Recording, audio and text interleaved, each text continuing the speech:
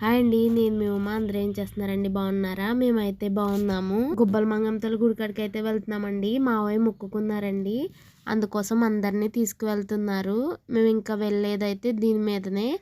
ఇంకా వెళ్ళడం అయితే స్టార్ట్ అయిపోయాము. ఎర్లీ మార్నింగ్ ఇక్కడ గుడి దగ్గర ఆగి దండం పెట్టుకుంటున్నారనమాట. ఇక్కడ శివలింగాలు చాలా బాగున్నాయని చిన్న వీడియో క్లిప్ తీసాను. తాడేపల్లిగూడ నుంచి గుబ్బల మంగమ్మతల్లి గుడి దగ్గరికి వెళ్ళడానికి 3 నుంచి 4 గంటల మధ్యన పట్టిందండి. గుడి దగ్గరికి వెళ్ళిన వెంటనే ఒక ప్లేస్ చూసుకుని అక్కడ వంట చేసుకోవడానికి అన్ని సిద్ధం చేసుకుని స్నానం చేయడానికి అని చెప్పేసి అందరము వెళ్ళాము.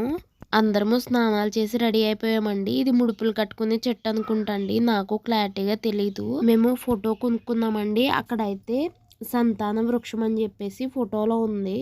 ఇంకా అందరము స్నానాలు చేసి రెడీ అయిపోయి దర్శనానికి వెళ్ళిపోతున్నాం అనమాట.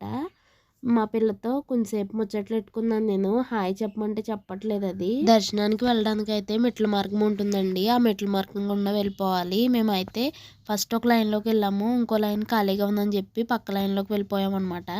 ఇంకా అమ్మవారిని దర్శనం చేసుకోవడానికి అయితే వెళ్ళిపోతున్నాను. చాలా ఎగ్జైట్మెంట్గా ఉందండి, ఎందుకంటే నేను ఎప్పుడు అమ్మవారి గుడికి అయితే రాలేదు, చూడలేదు అమ్మవారిని నేను ఫోటోల్లోను వీడియోలోను తప్ప.